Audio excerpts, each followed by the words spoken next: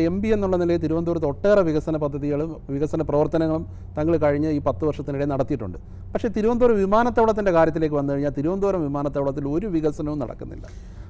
ഇപ്പോൾ അത് സ്വകാര്യവൽക്കരിക്കാൻ നീക്കമുണ്ട്. സ്വകാര്യവൽക്കരണം നടന്നു കഴിഞ്ഞാൽ യൂസർ ഫീ അടക്കം ഒഴിവാകുമെന്നും അവിടെ ഒരുപാട് വികസനം വരുമെന്നും വിശ്വസിക്കുന്ന ഒരുപാട് ആൾക്കാരുണ്ട്. എന്താണ് ഈ കാര്യത്തിൽ താങ്കളുടെ നിലപാട്? ആദ്യത്തെ 9 വർഷം നല്ലോണം പുരോഗതി ഉണ്ടായിരുന്നു. ഞാൻ സന്തോഷത്തോട് പറയട്ടെ, ഞാനാണ് ചില മുമ്പ് ഉണ്ടാവാത്ത ഫ്ലൈറ്റിനെ കൊണ്ടുവന്നത്. ഒരു കാലത്ത് ചില ഫ്ലൈറ്റ്സ് അനാവശ്യമായിട്ട് ക്യാൻസലായിപ്പോയി. ഒരു ഉദാഹരണം, ഇപ്പോൾ നമ്മുടെ ബഹ്റൈനിൽ താമസിക്കുന്ന മലയാളികൾ എപ്പോഴും പറയും, എപ്പോഴും ഫുള്ളായി നടക്കേണ്ടതെന്ന് എയർ ഇന്ത്യ ഫ്ലൈറ്റിൽ എന്തിനാണ് അടച്ചതെന്ന്. എനിക്കും ആ ചോദ്യം ഉണ്ടായിരുന്നു. ആ സമയത്ത് തന്നെ ഞാൻ പരാതി പറഞ്ഞു.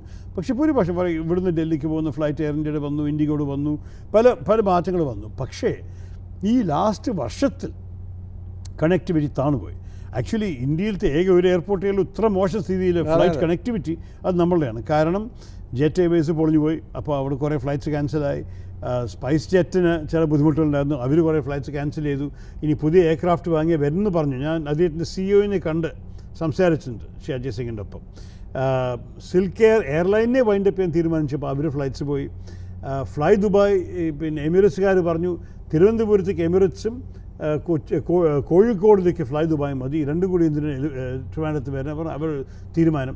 ഇത് ഓരോരോ തീരുമാനം എടുക്കുന്നത് വേറെ വേറെ കാര്യമുണ്ട്. പിന്നെ എല്ലാം വെച്ച് ദുർഭാഗ്യം ഇപ്പോൾ വന്നത് ഇൻഡിഗോ, നല്ല സ്ഥിതിയിൽ നഷ്ടം സഹിക്കാത്ത ഇൻഡിഗോ, അവർക്ക് പൈലറ്റ് ഷോർട്ടേജ്.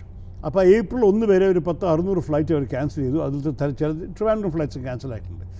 ഈ സ്ഥിതിയിൽ എനിക്ക് എന്താ ബുദ്ധിമുട്ട് വന്നിരിക്കുന്നത്?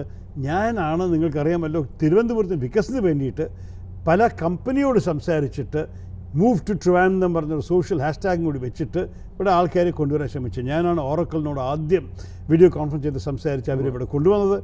ഏൺസ്റ്റ് & യങ് അവർ ചെറിയ സ്ഥാപനത്തെ അടയ്ക്കാൻ പോകുമ്പോൾ ഞാനാണ് അവരുടെ അമേരിക്കൻ ചീഫ്സിനെ കണ്ടിട്ട് കഴിഞ്ഞിട്ടില്ല കൊണ്ടുവന്നത്. നിസാനിൻ്റെ ഒപ്പം ആദ്യം വീഡിയോ കോൺഫറൻസ് നടത്തിയത് ഞാനാണ്. ഇതെല്ലാം ഞാൻ പറയുന്നത് എന്താണ്, അവരെ ഇവിടെ കൊണ്ടുവരാൻ. അതുപോലെ കമ്പനീസോട് സംസാരിക്കുമ്പോൾ ഇപ്പോൾ അവർ തിരിഞ്ഞു ചൂണ്ടിക്കാണിക്കുന്നു, ഫ്ലൈറ്റ്സ് ഇല്ലാത്ത സ്ഥലത്തിൽ ഞങ്ങൾ എങ്ങനെ വരും. അതുകൊണ്ടാണ് ഞാൻ ഈ ഉദാഹരണം തന്നത്. ടെക് മഹീന്ദ്രയുടെ CEO CP ഗുർനാനിയോട് ഞാൻ സംസാരിച്ചിട്ടുണ്ടായിരുന്നു. ഇവിടെ തിരുവനന്തപുരത്ത് താജ് ഹോട്ടലിൽ നിന്ന് ബ്രേക്ക്ഫാസ്റ്റ് കഴിച്ചിട്ട് അദ്ദേഹം ശരി ഞാൻ ട്രിവാൻഡ്രത്ത് വരാൻ 99% തയ്യാറായിരുന്നു. പക്ഷേ ഈ ഫ്ലൈറ്റ്സ് ഇല്ലായാണ് അവർ ഒരു ബുദ്ധിമുട്ടായി ചൂണ്ടിക്കാണിച്ച് ഞങ്ങൾക്ക് വന്നാലും ഞങ്ങളുടെ ഉദ്യോഗസ്ഥന്മാരും ജീവനക്കാരും ഹെഡ് ക്വാർട്ടേഴ്സിൽ നിന്ന് ഇവിടേക്ക് വരാനുള്ള സാധ്യതയില്ല എന്നാണ് ഇത് പറയണം. അപ്പോൾ നമ്മൾക്ക് തിരുവനന്തപുരം എയർപോർട്ടിനെ കുറിച്ച് ചിന്തിക്കുന്ന ഒരു ഓപ്പറേറ്റർ ആവശ്യമുണ്ട്. കേരള സംസ്ഥാന ഗവൺമെൻറ്റിന് ആരുടെയും ഈ എയർപോർട്ട് വിൽക്കുന്നില്ല ആർക്കും. എയർപോർട്ട് വിറ്റു എന്നത് ശരിയല്ല. വെറും ഓപ്പറേറ്ററും ഡെവലപ്പറുമായിട്ട് ഒരു കോൺട്രാക്റ്റ് ടെൻഡർ ഇറക്കി. ഞാൻ പറയട്ടെ, ഈ പ്രൈവറ്റൈസേഷൻ തീരുമാനം എടുത്ത ഞാനല്ല, BJP ആണ്. ടെൻഡറിൽ പാർട്ടിസിപ്പേറ്റ് ചെയ്യാൻ, അതിൽ പങ്കെടുക്കാൻ തീരുമാനിച്ചത് ഞാനല്ല, CPM സർക്കാരാണ്. അപ്പോൾ എങ്ങനെ ഞാൻ എല്ലാറ്റിനും ഉത്തരവാദിത്തമായത്? ഞാനിപ്പോൾ ഒരു യാഥാർത്ഥ്യത്തെ കണ്ടിട്ട് അതിനെ ഞാൻ പരിഹരിക്കാൻ നോക്കുകയാണ്. യാഥാർത്ഥ്യമാണ്, സ്റ്റേറ്റ് ഗവൺമെൻറ് പങ്കെടുത്തു. ഇപ്പോൾ അവർ തോറ്റ ശേഷം ഈ റൂൾസ് ശരിയല്ല എന്ന് പറയുന്നു. അത് അർത്ഥമില്ല. ബിഡിൽ പങ്കെടുത്തിട്ട് പിന്നെ മാറിയെന്ന് പറഞ്ഞിട്ട് കാര്യമില്ല. അപ്പോൾ അവരുടെ പൊസിഷൻ വീക്കാണ്. സെൻട്രൽ ഗവൺമെൻറ്റിന് തീരുമാനം ഞങ്ങൾക്ക് ഒരു കഴിവുണ്ടായിരുന്നില്ല. അവർ എടുത്ത് തീരുമാനിച്ച പ്രൈവറ്റൈസേഷനാണ്. പക്ഷേ ഒരു പ്രൈവറ്റ് ഓപ്പറേറ്റർ വന്നു കഴിഞ്ഞാൽ അവരിപ്പോൾ സഹകരിക്കില്ല എന്നും പിണറായി വിജയൻ പറഞ്ഞാൽ എനിക്കിഷ്ടമല്ല. കാരണം ഞാൻ തിരുവനന്തപുരത്ത് പ്രതിനിധിയായിട്ട് എനിക്ക് ഇവിടെ സഹകരണം വേണം, ഇവിടെ വികസനം വേണം. ആര് വന്നാലും നാളെ അഡാനിയെ മാറ്റിക്കോളൂ, രവി പിള്ളയെ കൊണ്ടുവന്നോളൂ, യൂസുഫ് അലിയെ കൊണ്ടുവന്നോളൂ, പല പ്രശ്നം. ഒരാൾ ടെൻഡർ ജയിച്ച് വന്നു കഴിഞ്ഞാൽ തിരുവനന്തപുരത്ത് നന്നാക്കട്ടെ. എൻ്റെ അഭിപ്രായത്തിൽ തിരുവനന്തപുരം വിമാനത്താവളം വികസിക്കണം അത്യാവശ്യമായിട്ട്. കാരണം ഇവിടെ ഫ്ലൈറ്റ്സ് വന്നുകൊണ്ടിരുന്നാലേ നമ്മുടെ നഗരത്തിൻ്റെ വികസനം കൂടുള്ളൂ. ഞാൻ പറഞ്ഞ ചില കമ്പനീസോട് വീണ്ടും വന്ന് അവർ ശക്തി കൂടിയാൽ, ഓരോരോ കമ്പനീസ് ഇവിടെ സ്ഥാപിച്ചാൽ എന്ത് പറ്റും?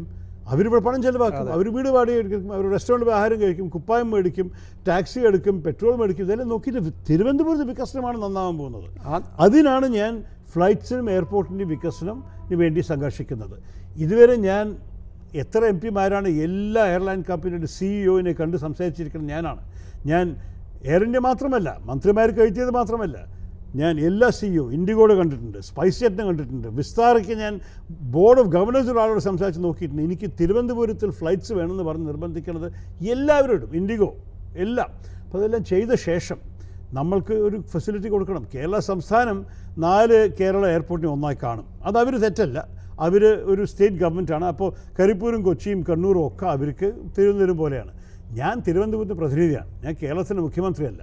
തിരുവനന്തപുരത്ത് പ്രതിനിധിയായിട്ട് എനിക്ക് ഇവിടുത്തെ വികസനമാണ് കാണേണ്ടത്. ആ നിലയ്ക്ക് തിരുവനന്തപുരം വികസിക്കാൻ വേണ്ടി സ്വകാര്യവൽക്കരിച്ചാലും തെറ്റില്ല.